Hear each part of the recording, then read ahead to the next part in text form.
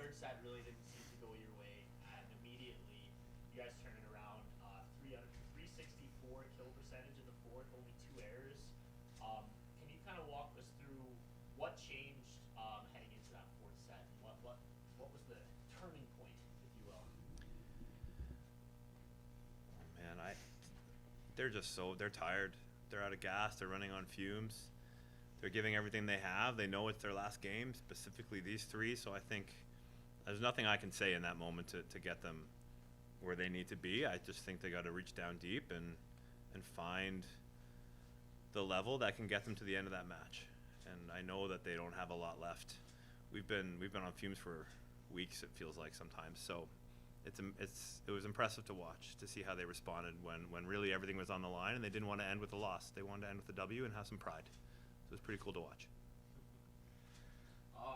Obviously, for you three, this is a question for all three of you. Your last game as seniors, I guess win or lose, it's gonna be a hard one and an emotional day. You wind up coming out with the win. Can you just talk me through the emotions of the day and what it means to finish on top? You, Hayley. Oh, that's so nice of you.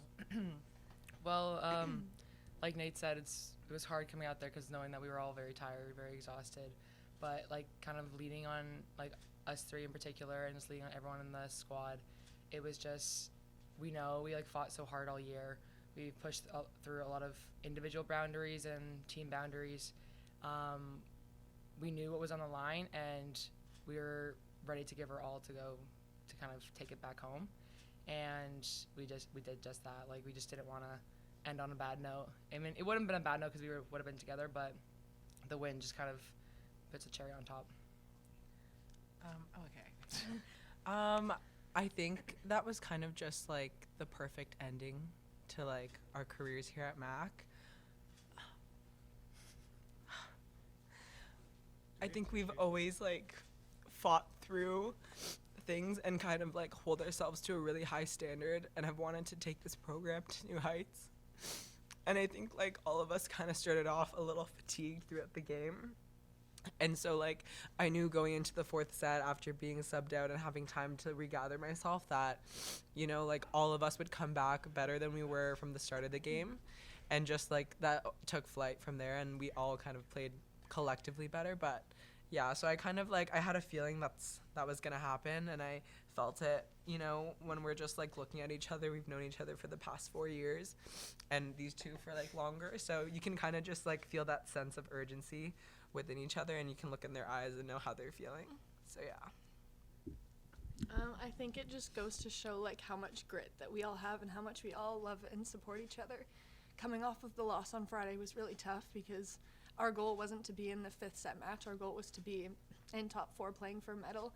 But the fact that we all like came together and we readjusted our goals and were there for each other the entire time, like yesterday and today's matches are 2 of the hardest ones you'll ever play because it's not originally where we wanted to be, but that just goes to show how much we care and love and care about each other and how we wanted to end on like the best note possible, which was winning this match.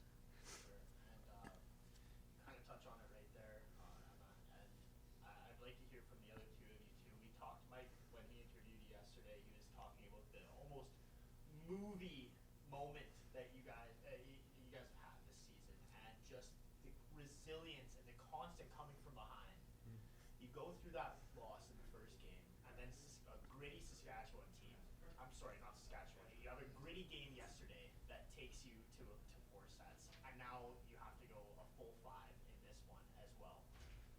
Like, how about your emotion in being able to battle through that continuously this year? Is it just kind of a summary on this program and what you've been able to accomplish here? I think it is a summary on the program. Like throughout the season, we've had highs and lows. People have had highs and lows as well. So it's most about like us coming back, fighting for each other, fighting for what we want. And what we wanted was to come back and win those 2 games, especially after that hard loss.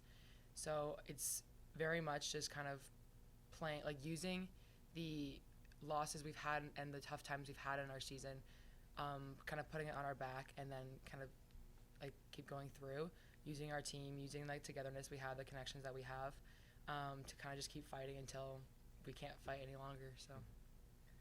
Nate, that's 2 straight trips to nationals for this team. Talk a little bit about how these 3 have kind of prepared the rest of the girls on this team to kind of carry that set of expectations forward.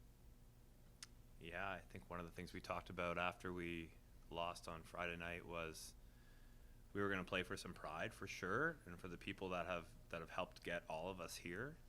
But for sure for the team, it was we were going to play for these 3 and make sure that they finished their careers on a W.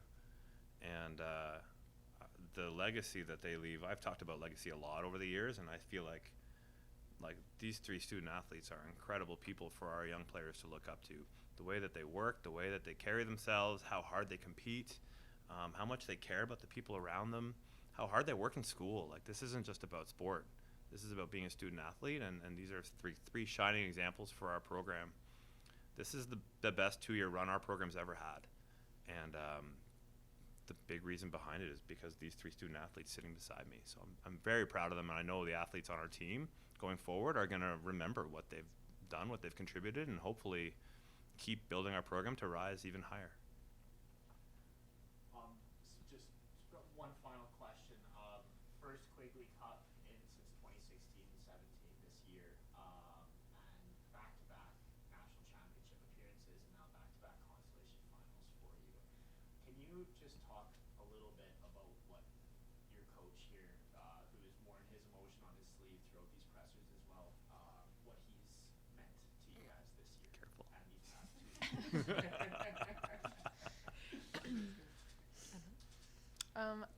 The entire time that I've been here, Nate's been my nerd buddy. We bonded early on our love of nerd things, Marvel, Star Wars, and so he's more than just a coach. He's a friend, and he's a mentor, and he's a supporter of all of us. He's not just there to coach and, like, blank face just care about volleyball. He cares about each and every one of us so much, and you can see it in the way he coaches. You just said it. He wears his emotion because he wants to show us how much he cares and how much he's going to put into this for us. Okay. I think coming into university, I didn't really know what I wanted to do with this sport. And I remember having conversations with Nate and just talking about, like, what this plays a role in my life and how I kind of, like, don't know where I see this going. So in my first year, it was a lot of confiding in him and using him as a resource and kind of having, like, a second family since I am away from home. So I think building on that and just the growth that I've experienced throughout my career and everything that I've accomplished has been, like, something I never thought I'd get to. And so to reach these heights and have the support that has been here since before I got here means so much to me, and Nate's definitely a huge part of that. Yeah. Sorry. I mean, Emma kind of touched on it. Like, one of the big reasons why I chose to come to MAC was that they didn't really care of you just as an athlete. They cared of you as a person, and they wanted to make you, like, even if you didn't succeed as your athletic side, they wanted to make sure that you as a person were doing well, that you were healthy, that you were okay, that mentally you were good. And Nate is a big provider of that. He checks in. He, like, you can see when things aren't going well. I mean, we've had our own personal battles sometimes. Oh, yeah. But it's always the kind of showing up and looking each other in the eye the next day and, like, you know, we're still here, we're still pushing, we're still going, we're still trying to be better for each other. So. Thank you, all of you. Thank you very much, Emma, Sullie, Hayley, Nathan. Really appreciate it. Congratulations, you guys. Thank you. Thank you. I'm always crying at these moments.